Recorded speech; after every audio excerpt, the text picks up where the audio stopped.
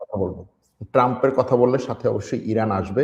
আর এর বাইরে মালি, আফ্রিকার দেশ, পশ্চিম আফ্রিকার দেশ মালিতে কি ঘটছে? গতকালকে সেখানে আক্রমণ হয়েছে। অনেকগুলো সশস্ত্র গোষ্ঠী যারা মালির সরকারের বিরুদ্ধে বিদ্রোহ ঘোষণা করেছিল, প্রায় 10 বছর ধরে তারা লড়াই করে আসছে এবং মালির কিছু কিছু জায়গা তাদের দখলে ছিল, তারা তাদের সেই দখলকে আরো বাড়িয়েছে। মালির প্রায় 3-4টা বড় বড় প্রদেশ তারা পুরোপুরি দখলে নিয়েছে। গতকালকে হামলার পর মালির সরকারের পক্ষ থেকে আজকে তাদের বিরুদ্ধে বড় আকারের পাল্টা আক্রমণ বা পাল্টা হামলা, অথবা সেটাকে মালির সেনাবাহিনী বলছে পাল্টা অভিযান, তারা সেটা শুরু করেছে এবং মালির সেনাবাহিনীর দাবি অনুযায়ী সেই অভিযানে শত শত সশস্ত্র গোষ্ঠীর সদস্যকে তারা হত্যা করেছে। যদিও এই দাবির পক্ষে এখনো পর্যন্ত ভিজুয়াল কোনো প্রমাণ পাওয়া যায়নি। তবে গতকালকে হামলার পর মালির অনেকগুলো শহরে কারফিউ জারি করেছে মালির সরকার এবং গতকালকে মালিতে যে হামলা হয়েছে সেই হামলার পর মালির প্রেসিডেন্ট এখন কোথায় আছেন, প্রতিরক্ষা মন্ত্রী এখন কোথায় আছেন, মালির সরকারের ঊর্ধ্বতন কর্মকর্তারা কেউই সরাসরি টেলিভিশনে বা মিডিয়ার সামনে এখনো পর্যন্ত আসেন নাই। তবে তাদের বিভিন্ন ধরনের বিভ্রান্তিকর বক্তব্য এসেছে। কেউ কেউ বলেছেন যে সবাই সুস্থ আছেন, কেউ কেউ বলেছেন যে আক্রমণগুলো হয়েছে সেই আক্রমণ অমুকে পরিচালনা করছেন। এরকম ভাবে স্পষ্টভাবে যে মিডিয়াতে তারা একই ধরনের বক্তব্য দিয়ে এই ক্রাইসিস মুহূর্তকে নিয়ন্ত্রণ করবেন বা ক্রাইসিসকে তারা মোকাবেলা করবেন, সেটাতে যথেষ্ট পরিমাণে তাদের মধ্যে বিভ্রান্তি দেখা গেছে গতকাল থেকে। এরপরেও মালির বিভিন্ন অঞ্চলের গভর্নররা ওই অঞ্চলে কারফিউ জারি করেছে এবং তারা বলেছে যে সেই সমস্ত জায়গাগুলোকে তারা দখলমুক্ত করবে। মালির এখনো পর্যন্ত কমপক্ষে 3টা প্রদেশ পুরোপুরি দখলের কথা ঘোষণা করেছে সশস্ত্র গোষ্ঠীগুলো। সেই সশস্ত্র গোষ্ঠীগুলোর মধ্যে আছে মালিতে যেই 3টা সশস্ত্র গোষ্ঠী সেখানে গতকাল আক্রমণ করেছে, তার মধ্যে আছে আল কায়দা এবং ISIS এর ওয়েস্ট আফ্রিকান যে শাখা সেটা। এরপরে আছে জামাত আল নুসরা আল ইসলাম আল ওয়াল মুসলিমিন, JNIM, এটা এই সংগঠনটা। আরেকটা হচ্ছে মালির তুয়ারেগদের নেতৃত্বে একটা স্বাধীনতাকামী সংগঠন। এই 3-4টা সশস্ত্র গোষ্ঠী একত্রে মালির সেনাবাহিনীর উপরে আক্রমণ করেছে। তাদের কথা হচ্ছে যে আমাদের মূল টার্গেট ছিল মালির বর্তমান যে সামরিক শাসক, সেই সামরিক শাসক জেনারেল আসিমি গোইথা, তাকে টার্গেট করে আক্রমণ করেছে এবং মালির ডিফেন্স মিনিস্টার তিনিও একজন সেনা জেনারেল, সামরিক জেনারেল, তার নাম হচ্ছে সাদিও কামারা। এই দুজন এবং মালির অন্যান্য সরকারি সিনিয়র কর্মকর্তা, রাষ্ট্রীয় সিনিয়র কর্মকর্তা, কারা তারাও হচ্ছে মালি সেনাবাহিনীর সদস্য। কারণ মালিতে এখন সামরিক শাসন চলছে সামরিক অভ্যুত্থানের পরে। সেই সামরিক শাসকদের বিরুদ্ধে তারা আক্রমণ চালাচ্ছে এবং এখনো পর্যন্ত মালির কমপক্ষে 3-4টা শহরকে তারা দখল করে রেখেছে। এই 3-4টা শহরের মধ্যে আছে কাতি, বিশেষ করে বামাকোর পাশে ছোট্ট একটা শহর কাতি, এবং এই কাতির বাইরেও মানে মালির রাজধানী বামাকো এবং কাতি এর বাইরে গাও এবং কিংদাল নামক 2টো শহরকে পুরোপুরি দখলে রেখেছে এই সশস্ত্র গোষ্ঠীগুলো। মালির সরকারের এই পদক্ষেপে সম্মতি দিয়েছে প্রায় সবগুলো দেশ। আর এই সশস্ত্র গোষ্ঠীগুলোর যে আক্রমণ, এই আক্রমণের বিরুদ্ধে সরাসরি অবস্থান নিয়েছে রাশিয়া বলেছে যে এই আক্রমণকে প্রতিহত করার জন্য মালি সেনাবাহিনীকে সব ধরনের সাপোর্ট দিবে এবং এই আক্রমণকে ব্যর্থ ভাষায় নিন্দা জানাচ্ছে। আর মালির এই যে সশস্ত্র গোষ্ঠীগুলো, বিশেষ করে জাওয়াত আল নুসরা, যেটা ওটার প্রধান একটা বক্তব্যে আজকে রাশিয়াকে আহ্বান জানিয়েছে যে তুমি মালির সরকারের সাথে সব ধরনের সম্পর্ক ছিন্ন করো, কারণ মালির সরকারের সাথে সম্পর্ক ছিন্ন করলে মালির জনগণের সাথে তোমার সম্পর্ক হবে, এরকম একটা ব্যাপার। আর মালির উপরে এই যে আক্রমণ, এই আক্রমণের নিন্দা জানিয়েছে আফ্রিকার বিভিন্ন দেশ, মরক্কো নিন্দা জানিয়েছে, আফ্রিকান ইউনিয়ন নিন্দা জানিয়েছে, আমেরিকা নিন্দা জানিয়েছে, আরো অনেকগুলো দেশ নিন্দা জানিয়েছে এবং তারা তাদের মৌখিক সমর্থন জ্ঞাপন করেছে। এখন মালির সরকার এই শহরগুলোতে কারফিউ জারি করে সেখানে এদের বিরুদ্ধে আক্রমণ শুরু করেছে, কিন্তু শহরগুলোর নিয়ন্ত্রণ নিতে পারবে কিনা, কতদিন লাগবে এই নিয়ন্ত্রণ নিতে, বা আসলেই নিয়ন্ত্রণ নিতে পারবে কিনা, সশস্ত্র গোষ্ঠীগুলো পাল্টা আক্রমণ করবে কিনা, সেটা আমরা দেখবো এবং জানাবো আপনাদেরকে। এবারে আসি মার্কিন যুক্তরাষ্ট্রের প্রেসিডেন্ট ডোনাল্ড ট্রাম্পের উপরে আজকে তাকে টার্গেট করে আক্রমণ করা হয়েছে। টার্গেটের আক্রমণটা ছিল আসলে খুবই গুরুত্বপূর্ণ একটা ঘটনা। গুরুত্বপূর্ণ ঘটনা এ কারণে যে মার্কিন প্রেসিডেন্ট ডোনাল্ড ট্রাম্প তার হোয়াইট হাউসের যে সমস্ত সাংবাদিকরা যারা হোয়াইট হাউসে মার্কিন প্রেসিডেন্ট এবং তার কর্মকর্তাদের সব ঘটনাকে ফলো করেন এবং সেখান থেকে সংবাদ পরিবেশন করেন, তাদের অ্যাসোসিয়েশনের আয়োজনে একটা ডিনার ছিল। এটা প্রত্যেক বছরই হয়, বাৎসরিক ডিনার, এবং হোয়াইট হাউস করেসপন্ডেন্টস অ্যাসোসিয়েশন এরা হোয়াইট হাউসে ঢোকার অনুমতি পায়, বা সব যে কোনো সাংবাদিকই সেখানে ঢোকার অনুমতি পায় না। তো তাদের এই আয়োজনে president Donald Trump, president JD Vance এবং অন্যান্য যে মন্ত্রীরা তারা সবাই ছিল সেই আয়োজনে। আয়োজনটা হয়েছিল আমেরিকার ওয়াশিংটন ডিসির একটা হোটেলে। এখন এই যে ওয়াশিংটন ডিসির হোটেলে আয়োজনটা হচ্ছে, সেই আয়োজনের জাস্ট যখন আয়োজনটা চলছে, ট্রাম্প সেখানে বসা আছে, 40 মিনিট পরে ট্রাম্প ভাষণ দিবে।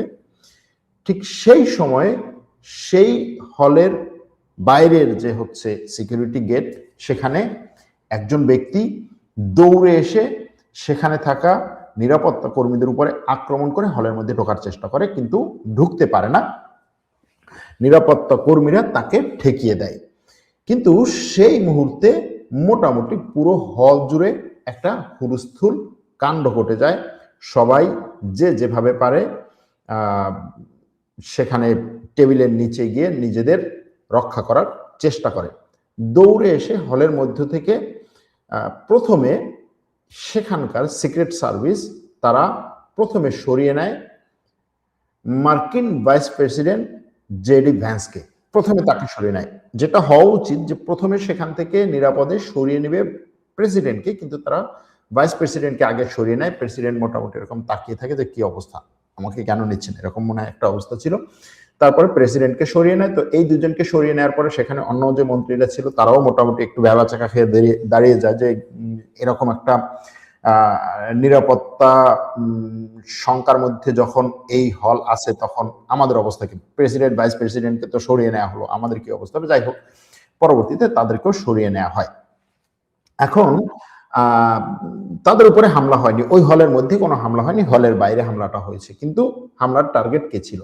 হামলাকারীকে পরবর্তীতে পুলিশ গ্রেফতার করে এবং বলা হয় যে এই হামলাকারী মূলত একজন স্কুল শিক্ষক। শুধুমাত্র স্কুল শিক্ষকই না, একজন সফল স্কুল শিক্ষক। তিনি ক্যালিফোর্নিয়াতে ছিলেন, ক্যালিফোর্নিয়া থেকে এসেছেন এবং ক্যালিফোর্নিয়া থেকে এসে এই হোটেলে ভাড়া নিয়েছেন এবং এই হোটেলে ছিলেন তিনি।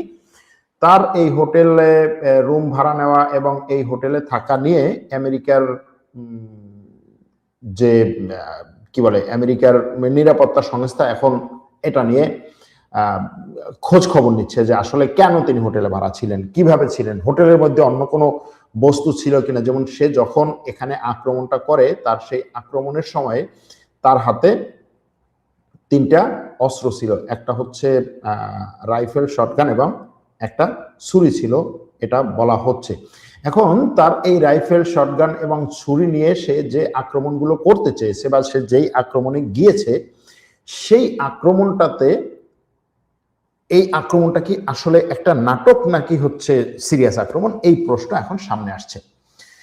যেমন হোয়াইট হাউসের যে মুখপাত্র, ইয়ং একটা লেডি, কত 21 বছর বা 23 বছরের যে নারী, সে এই হোয়াইট হাউস করেসপন্ডেন্টদের সাথে এই যে ডিনার, এই ডিনারের আগে জাস্ট ওই হলে বসেই সে কথা বলছে, যখন একটা টেলিভিশনে সে বলছে যে আজকের ডিনারটা হেবি চমৎকার হবে, ট্রাম্প খুব উৎফুল্ল মেজাজে থাকবে, সেখানে কিছু শট হবে। এখন এই শট হবে, সেখানে কিছু শুট হবে, মানে গুলি হবে। এখন এই গুলিটা মেজাজি অর্থে বলছে নাকি সিরিয়াসলি বলছে, এগুলো নিয়ে বিভিন্ন ধরনের কনস্পিরেসি থিওরি আছে, যে আসলেই তারা আগে থেকে জানতো যে এখানে একটা শুটিং সিনারিও ঘটনা ঘটবে এবং এটার জন্য আমরা প্রস্তুত, এরকম একটা কিছু। এখন জিনিসটা হচ্ছে যে এখানে এটা নাটকীয় হোক বা এটা হচ্ছে আগে থেকে পরিকল্পিত হোক বা এটা সত্যি সত্যি ট্রাম্পের উপরে আক্রমণ হোক, যাই হোক, ট্রাম্প এটাকে সর্বোচ্চভাবে ব্যবহার করবে, এটা নিশ্চিত। ট্রাম্প সরাসরি বলেছে যে এই আক্রমণ আমাকে ইরানে যুদ্ধ থেকে থামাতে পারবে না। মনে হচ্ছে যে এই আক্রমণকারী ইরানি, কিন্তু আক্রমণকারী ইরানি, সে একজন আমেরিকান সাদা চামড়ার নাগরিক এবং একজন টিচার। তো আমেরিকার সিক্রেট সার্ভিস বলছে যে তার সাথে অন্য কারো যোগ সাজস নাই, বা ইরানের পক্ষে হয়ে সে ট্রাম্পের উপর আক্রমণ করতে চাইছে এরকম কোনো তথ্য তাদের কাছে নাই। তো এই পরিস্থিতিতে ঘটনাটা কি? এখন এই যে ট্রাম্প ইরানের উপরে আক্রমণ করছে, রাষ্ট্র পরিচালনা করছে, ইরানের সাথে যুদ্ধবিরতিতে যাচ্ছে, যুদ্ধবিরতি করতে চাইছে, সেটার জন্য বিভিন্ন ধরনের ঘটনা ঘটছে। একবার হচ্ছে ট্রাম্প তার প্রতিনিধি দলকে পাকিস্তানে পাঠাচ্ছে, আবার পাকিস্তানে পাঠানোর আগে আগে তাদেরকে বলছে যে না, তোমাদের পাকিস্তানে যাওয়া আমি ক্যান্সেল করে দিলাম পুরোপুরি। এই ঘটনাগুলো যে হচ্ছে, হয়তো বা এরকম হতে পারে যে বাইরের থেকে কোনো একটা পাওয়ার, যেটা ট্রাম্প প্রশাসনের মধ্যে বা আমেরিকার মধ্যে একটা গ্রুপের সাথে যোগ সাজসে ট্রাম্পের উপরে চাপ সৃষ্টি করার জন্য এটা করতে পারে, অথবা বাইরে থেকে কোনো একটা শক্তি ট্রাম্পকে আরো বেশি সাপোর্ট দেওয়ার জন্য এটা করতে পারে, যে ট্রাম্পের এখন এই মুহূর্তে হচ্ছে সাপোর্ট কমে যাচ্ছে, সুতরাং তাকে আরো বেশি সাপোর্ট দরকার, তার উপরে এরকম একটা হামলার নাটক হলে তার সাপোর্টটা বাড়বে, তাকে ক্ষমতায় রাখা দরকার, আগামী নির্বাচনে তার হচ্ছে ভোট বাড়ানো দরকার, সুতরাং এ ধরনের একটা সাপোর্ট দরকার।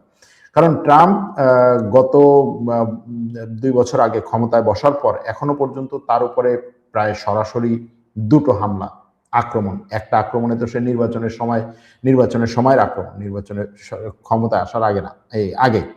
তো সে নির্বাচনের সময়ের আক্রমণে তো সে অল্প একটুর জন্য বেঁচে যায়, তারপরে ক্ষমতায় বসার পরে তার বিভিন্ন জায়গায় হামলার পরিকল্পনা করা হয়, তার বাসভবনে হামলার পরিকল্পনা করা হয়, তার উপরে হামলার পরিকল্পনার অভিযোগে কয়েকজনকে গ্রেফতার করা হয়, তারপরে তার একটা জনসভায় হামলার চেষ্টাকালে একজনকে গ্রেফতার করা হয়, তার উপরে এই ধরনের জিনিস আছে এবং এগুলোকে সেই এনজয় করে। তার কথা হচ্ছে, আমি যেহেতু সবচেয়ে ক্ষমতাধর ব্যক্তি এবং আমেরিকার রাষ্ট্রপতি, সুতরাং আমেরিকার রাষ্ট্রপতি হওয়া যেমন তেমন একটা ব্যাপার না, আমার উপরে এই ধরনের আক্রমণগুলো আসবে এবং এই আক্রমণগুলোকে আমি প্রতিহত করার জন্য প্রস্তুত। আমি এই আক্রমণ আমাকে ঠেকে রাখতে পারবে না, আমি সবচাইতে বেশি কাজ করি, সুতরাং যেই আমেরিকার প্রেসিডেন্ট সবচেয়ে বেশি কাজ করবে তাকে তো আক্রমণ করবেই। এটা হচ্ছে তার কথা। এবং তার আশেপাশে যারা তার সাপোর্টার বা তাকে যারা হচ্ছে একেবারে সিরিয়াসলি সাপোর্ট করে, বিশেষ করে ধর্মীয় দিক থেকে তাকে যারা গুরু মনে করে এবং হচ্ছে বড় বড় কি বলে, মানে তাকে অনেক সময় হচ্ছে যিশু খ্রিস্ট অথবা হচ্ছে ঈশ্বরের স্পেশাল ভাবে প্রেরিত কোনো ব্যক্তি হিসাবে দেখে, তারা বলছে যে হ্যাঁ, এই দেখো তার উপরে যে আক্রমণগুলো হচ্ছে, বারবার আক্রমণ হচ্ছে এবং সে এই আক্রমণ থেকে বেঁচে যাচ্ছে, এর কারণ হচ্ছে সে মূলত কি বলে এটাকে, সে ঈশ্বরের মাধ্যমে, ঈশ্বরের দ্বারা সে ঈশ্বরের নিরাপত্তা বেষ্টনীতে সে আছে। এই ধরনের জিনিসগুলোকে তাকে নিয়ে সামনে নিয়ে আসা হবে। ট্রাম্প সরাসরি বলছে যে এই আক্রমণকারীর সাথে অন্য কেউ ছিল না এবং ইরানের কোনো সম্পর্ক আছে বলে সে মনে করে না, কিন্তু তার কথা হচ্ছে এই আক্রমণ ইরান থেকে তাকে ফিরিয়ে রাখতে পারবে না। এখন ইরানে সে কি করছে? ইরানে তার একটা প্রতিনিধি দল পাঠানোর কথা ছিল, ট্রাম্পের ইরানে প্রতিনিধি দল পাঠানোর কথা ছিল। এখন সেই প্রতিনিধি দল ইরানে পাঠানো থেকে সে সরে আসছেন। তিনি বলছেন না, আমার এই প্রতিনিধি দল ইরানে পাঠানোর দরকার নাই, এবং শেষ মুহূর্তে তিনি বলছেন যে এদের ইরানে পাঠানোর দরকার নেই, কারণ ইরানে পাঠানোর কথা বলছি বারবার, প্রতিনিধি দলকে পাকিস্তানে পাঠানোর কথা ছিল। পরবর্তীতে তিনি পাকিস্তানে পাঠানো থেকে সরে আসছেন, বলছেন না তাদের পাকিস্তানে যাওয়ার দরকার নেই। কেন দরকার নেই? এর কারণ হচ্ছে ইরানের বর্তমান ক্ষমতায় কে আছে এটা ইরানিরাই জানে না। মানে ইরানের এখন সিদ্ধান্তে কে আছে এটা ইরানিরাই জানে না, তার এই কথা। এবং মুজতবা খামেনাই জীবিত আছে কিনা, মারা গেছে, এটা নিয়েও কিন্তু তার বিভিন্ন ধরনের বক্তব্য আছে। তার এই বক্তব্য কিন্তু কয়েকটা জিনিসকে সামনে নিয়ে আসে। আসলে সত্যি সত্যি মুজতবা খামেনাই জীবিত আছেন কিনা। কারণ মুজতবা খামেনাই এই যুদ্ধ শুরু হওয়ার পরে এবং মুজতবা খামেনাই তার বাবার মৃত্যুর পরে তাকে যে নির্বাচিত করা হলো, তারপর এখনো পর্যন্ত কোনো ধরনের ভিডিও বক্তব্য বা লাইভে আসেন নাই। তার কোনো ভিডিও বক্তব্য এখনো পাওয়া যায়নি। দুই একটা শর্ট ভিডিও যেগুলো ছাড়া হয়েছে সেগুলো হচ্ছে এআই দিয়ে তৈরি বলে বিভিন্ন সূত্র দাবি করছে। সুতরাং তার এই ৪৫ দিনে কোনো ভিডিও নাই, কোনো ভয়েস রেকর্ডও নাই, যে কারণে আসলেই তিনি জীবিত আছেন নাকি মারা গেছেন এটা নিয়ে শঙ্কাটা আমেরিকার প্রশাসনে যথেষ্ট পরিমাণে প্রবল। এবং ট্রাম্প তার এই বক্তব্যের মাধ্যমে এই জিনিসটাকে স্পষ্ট করার চেষ্টা করছেন বা এই জিনিসটা নিয়ে আসার চেষ্টা করছেন যে যদি মুজতবা খামেনাই জীবিত থাকে তাহলে তাকে সামনে নিয়ে আসা হোক, অথবা যদি এরকম হয় যে আমেরিকা বা ইসরায়েল সত্যি সত্যিই জানে না যে মুজতবা খামেনাই কোথায় আছে, সুতরাং সে কোনো না কোনোভাবে সামনে আসুক এবং তারা জানুক যে সে কোথায় আছে, এটাও হতে পারে। অর্থাৎ এটা ট্রাম্পের দুই দিকের একটা চাল হতে পারে।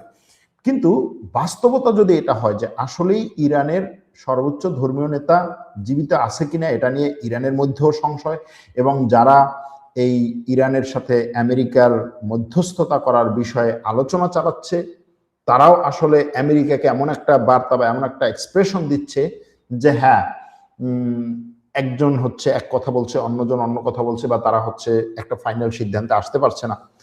এরকম কিছু যদি হয় তাহলে আমেরিকা এটাকে সিরিয়াসলি ব্যবহার করতে চাইবে। তবে ইরানের পররাষ্ট্রমন্ত্রী আব্বাস আরাগচি গতকাল পাকিস্তান সফর করে পাকিস্তানের হাতে তাদের একটা শর্ত সম্বলিত প্রস্তাব দিয়ে এসেছে। পাকিস্তান সেই প্রস্তাবকে আমেরিকার কাছে পৌঁছে দিয়েছে। আমেরিকা বলছে এই প্রস্তাবের উপরে ভিত্তি করে আমরা ইরানের সাথে আলোচনায় যেতে পারি না, এই প্রস্তাবগুলো আসলে আলোচনায় যাওয়ার জন্য কোনো প্রস্তাব না, অর্থাৎ এই প্রস্তাবগুলো কি বলে এটাকে গ্রহণ করার মতো কোনো প্রস্তাব না। এটা হচ্ছে আমেরিকার কথা। এখন কোন জায়গায় এসে এই আমেরিকা ইরান যুদ্ধ বা আমেরিকা ইরান শান্তি আলোচনা ঠেকে আছে, সেটা হচ্ছে 5টা প্রস্তাবে বা 5টা শর্তে এই আলোচনাটা ঠেকে আছে এখনো পর্যন্ত। সেই 5টা শর্ত কি মোটামুটি হয়তো জানা, আপনারাও ধারণা করতে পারেন যে 5টা শর্ত কি, কিন্তু তারপর আমি স্পষ্ট করার জন্য এখানে 5টা শর্তকে সামনে নিয়ে আসছি। 5টা শর্ত হচ্ছে, 1 নম্বর যেটা সেটা তো পরমাণু কর্মসূচি, একেবারে স্পষ্ট যে আমেরিকা চাইছে ইরান কোনোভাবেই যেন তার পরমাণু কর্মসূচি আর কোনোদিন চালু না করতে পারে, পুরোপুরি সারা জীবনের জন্য পরমাণু কর্মসূচিটাকে বন্ধ করে দিবে। আর ইরান বলছে যে না, তুমি পরমাণু কর্মসূচি নিয়ে যদি তোমার সন্দেহ থাকে, শঙ্কা থাকে, আমি কিছুদিনের জন্য, কয়েক বছরের জন্য পরমাণু কর্মসূচি বন্ধ রাখবো, আন্তর্জাতিক সংস্থাগুলো সেগুলো নিয়ন্ত্রণ করবে, কিন্তু একটা নির্দিষ্ট সময়ের জন্য, অনির্দিষ্ট কালের জন্য আমি এটা বন্ধ করব না। এটা হচ্ছে ইরানের কথা। এখানে দুই পক্ষ কাছাকাছি আসতে পারছে না। দ্বিতীয়টা হচ্ছে ইরানের কাছে সমৃদ্ধ করা যে ইউরেনিয়াম মজুত আছে সেই বিষয়টা। ইরানের কাছে বর্তমানে প্রায় 400-450 কেজি যে সমৃদ্ধ করা ইউরেনিয়াম আছে, আমেরিকা বলছে সেটা পুরোপুরি আমেরিকার কাছে হস্তান্তর করতে হবে। ইরান বলছে তার এই সমৃদ্ধ করা পরমাণু কোনোভাবেই আমেরিকার হেফাজতে দেয়া যাবে না, আমেরিকার কাছে হস্তান্তর করা যাবে না, এই ব্যাপারে সে কোনো ছাড় দেবে না। এই দুটো হচ্ছে এখন সবচাইতে বড় যে মানে জায়গা যেখানে তারা আটকে গেছে সেটা। এরপরে আছে হরমুজ প্রণালী এবং বন্দর অবরোধ। ইরান বলছে আমি হরমুজ প্রণালী শর্ত সাপেক্ষ অবরোধ করে রাখবো, শিথিল করে রাখবো এখান থেকে যাওয়া আসা। আমেরিকা বলছে আমি ইরানের বন্দরগুলো আটকে রাখবো। ইরান বলছে আমার বন্দর যদি খুলে না দাও তাহলে আমি হরমুজ প্রণালী খুলবো না। আমেরিকা বলছে তুমি যদি হরমুজ প্রণালী খুলে না দাও তাহলে তোমার বন্দরগুলো আটকে রাখবো। আর এই যে দুই পক্ষের দুটো চাওয়া, এই দুটো চাওয়াকে ফাইনাল করার জন্য একটা শান্তি চুক্তি দরকার। আমেরিকার কথা হচ্ছে স্থায়ী শান্তি চুক্তি না হলে আমি আমার এই যে ইরানের বন্দরগুলোকে অবরোধ করে রেখেছি সেটাকে আমি ছাড়বো না। এরপরে আরেকটা আছে, সেটা হচ্ছে ইরানের জব্দ করা অর্থ। ইরানের ধারণা করা হয় যে প্রায় 220 মিলিয়নের মতো হচ্ছে জব্দ করা অর্থ আছে। 220 মিলিয়নের, এই 20 বিলিয়নের মতো, 220 বিলিয়নের মতো জব্দ করা অর্থ আছে ইরানের। বাইরের দেশে আমেরিকার দোসররা জব্দ করে রেখেছে। ইরান বলছে পুরোটা ফেরত দিতে হবে। এখন এই পুরোটা ফেরত দেয়া অথবা এখান থেকে 20 বিলিয়ন, শুধুমাত্র 20 বিলিয়ন ফেরত দেওয়া, এটা নিয়েও আলোচনা চলছে, না পুরোটা না 20 বিলিয়ন। আবার অনেকে বলছেন যে না, এখানে আসলে 220 বিলিয়ন ডলার জব্দ করাই নেই, এত অর্থই নেই বাইরে ইরানের, আছেই মাত্র 20 বিলিয়ন, সেই 20 বিলিয়ন হয়তো ফেরত দেওয়া যেতে পারে বা সেটা নিয়ে আলোচনা হতে পারে। আমেরিকা অবশ্য বলছে যে না, এই টাকা ফেরত দেওয়া হবে না, কখনো বলছে যে না, এই টাকা ফেরত দেওয়া নিয়ে আমরা আলোচনা করতে পারি। আবার ইরান যখন তার আলোচনায় শক্ত হচ্ছে তখন বলছে না, এই টাকা আমি ফেরত দেবো না। এরপরে ইরান আরেকটা জিনিসকে সামনে নিয়ে আসছে, সেটা হচ্ছে এই যুদ্ধে যে ক্ষতি হয়েছে ইরানের, সেই ক্ষতিপূরণ দিতে হবে আমেরিকা ইসরায়েলের। ইরানের ক্ষতি হয়েছে কত? ইরানের হিসাব অনুযায়ী তাদের প্রায় 27,000 কোটি ডলারের ক্ষতি হয়েছে এই যুদ্ধে, অর্থাৎ 270 বিলিয়ন ডলার ক্ষতি হয়েছে ইরানের। এই ক্ষতিপূরণ আমেরিকাকে দিতে হবে, তা না হলে ইরান শান্তি চুক্তিতে যাবে না। এখন এই যে শান্তি চুক্তিতে যাওয়া না যাওয়া নিয়ে দুই পক্ষের মধ্যে একটা টানাপোড়েন চলছে। এর মধ্যেই আমেরিকা বলছে ইরানের সাথে আমার আর এখন পাকিস্তানের মধ্যস্থতায় আলোচনা করার দরকার নাই, আমি ইরানের সাথে আলোচনা করব এখন টেবিলে, ফোনে আলোচনা করব। শুধু শুধু এখান থেকে 15 ঘন্টা জার্নি করে তারপরে পাকিস্তানে গিয়ে বিমান নিয়ে এই অর্থ সম্পদগুলোকে খরচ করে, ব্যাপক পরিমাণে অর্থ খরচ করে তারপরে আমার হচ্ছে এটার জন্য আলোচনা করার দরকার নেই। তাদের সাথে আলোচনা করার জন্য আমার একটা টেলিফোনই যথেষ্ট। এখন প্রশ্ন করা দরকার ট্রাম্পকে যে এটা আজকে কেন তার মনে হলো। মানে দেখেন, ট্রাম্পের যে আলোচনার ধাপ, এক ধাপ, দ্বিতীয় ধাপ, তৃতীয় ধাপ, সে উল্টো দিক দিয়ে যাচ্ছে। স্বাভাবিকভাবে কি হয়, আলোচনা হয় প্রথম মধ্যস্থতাকারীদের মাধ্যমে টেলিফোনে, এরপরে টেলিফোনের আলোচনার পরে হচ্ছে নিম্ন লেভেলের কর্মকর্তাদেরকে বা টেকনিক্যাল টিমকে পাঠানো হয় এই আলোচনার বিষয়টাকে ফাইনাল করার জন্য। এরপরে শীর্ষ লেভেলের কর্মকর্তাদেরকে পাঠানো হয় এই আলোচনাকে একেবারে পুরোপুরি একটা চুক্তিতে নিয়ে আসার জন্য। ট্রাম্প করেছে উল্টোটা, প্রথমে শীর্ষ কর্মকর্তাদেরকে পাঠিয়েছে, সেটা বিফল। তারপরে টেকনিক্যাল লেভেলের পাঠিয়েছে, সেটাও বিফল। এখন বলছে আমরা ফোনে আগে আলাপ করব। দেখা যাক কোন দিক থেকে যায়। ট্রাম্প ভিন্ন টাইপের খেলা খেলতে চাইছে এবং এই খেলা চলছে। এই খেলা চলাকালীন সময়ে লেবানন এবং গাজা ভূখণ্ডে ইসরায়েলি সেনাবাহিনী এবং ফিলিস্তিনে ইসরায়েলি দখলদারদের আক্রমণ তীব্র হচ্ছে। দিন যত যাচ্ছে ইসরায়েলের ওই অঞ্চলে আক্রমণ তীব্র, কিন্তু ইরান যুদ্ধটা একটু হলেও স্থিমিত হওয়ার কারণে এটা নিয়ে এখন সবার একটা ইয়া আছে, এটার একটা কি বলে, শান্ত কিছুটা হচ্ছে, মানুষজন শান্ত, আচ্ছা ঠিক আছে, ও গুড, ভালোই তো, খারাপ কি, ইরান অন্তত একটু যুদ্ধবিরতির মধ্যে দিয়ে যাচ্ছে, সুতরাং মোটামুটি এই যুদ্ধবিরতিটা যদি এখন পুরোপুরি একটা শান্তি চুক্তিতে আসে, অথবা শান্তি চুক্তিতে না আসলো, আসলে বিশ্বের এখন যে কনসার্ন যে বিষয়টা নিয়ে, অর্থাৎ বিশ্ব যে বিষয়টা নিয়ে এখন বেশি উদ্বিগ্ন, সেটা হচ্ছে যে ভাই তুমি হরমুজ প্রণালী খুলে দাও, যুদ্ধ চলুক না চলুক এটা নিয়ে আমাদের মাথা ব্যথা নাই, এখন তুমি আসলে হরমুজ প্রণালীটা খুলে দাও। এটা হচ্ছে তাদের ব্যাপার। যদি হরমুজ প্রণালী খুলে দেওয়া হয়, বিশ্বের এই যুদ্ধবিরতি নিয়ে এতটা মাথা ব্যথা থাকবে না, এটা মনে করা হচ্ছে। এখন এই পরিস্থিতিতে পাকিস্তান কতটা সামনে এগিয়ে নিয়ে যেতে পারবে? যা মনে হচ্ছে যে আমেরিকা পাকিস্তানকে এখন কিছুটা হচ্ছে হালকা কিছুটা হলেও বাইপাস করতে যাচ্ছে। আবার ইরান বলছে যে সে তড়িঘড়ি করে এখন একটা টিম পাঠাবে পাকিস্তানে। সুতরাং পাকিস্তান, ইরান, আমেরিকা এখানে এই ফ্রন্টে ভালো মানের আলোচনা চলছে এবং পর্দার অন্তরালে অনেক আলোচনা এবং কি বলে তাদের মধ্যে বিভিন্ন ধরনের ছাড় দেয়া, ছাড় না দেয়া, কঠোর অবস্থান থেকে সরে আসা, এই জিনিসগুলো চলছে এবং পাকিস্তান সর্বোচ্চভাবে চেষ্টা করছে এখানে একটা স্থায়ী চুক্তি নিয়ে আসার। ওদিকে ইরানের পররাষ্ট্রমন্ত্রী গতকাল পাকিস্তান সফরের পরে আজকে ওমান সফর করছেন। ওমান সফরের পরে মধ্যপ্রাচ্যের আরো কয়েকটি দেশ তিনি সফর করবেন এবং এই সমস্ত দেশকে তার দেশের অবস্থান স্পষ্ট করবেন। এই যুদ্ধ মধ্যপ্রাচ্যের দেশগুলোর জন্য কোনো ধরনের সুখ, শান্তি, সমৃদ্ধি কিছুই বয়ে নিয়ে আসবে না, এটা তিনি বোঝানোর চেষ্টা করবেন। আর আরেকটা খবর হচ্ছে যে আমেরিকার নিজস্ব গণমাধ্যমে এখন প্রচার করছে যে হোয়াইট হাউসের পক্ষ থেকে এবং আমেরিকার সেনাবাহিনীর পক্ষ থেকে এই ইরান যুদ্ধে আমেরিকার যে পরিমাণ ক্ষয়ক্ষতির কথা বলা হয়েছে, অর্থাৎ মধ্যপ্রাচ্যের দেশ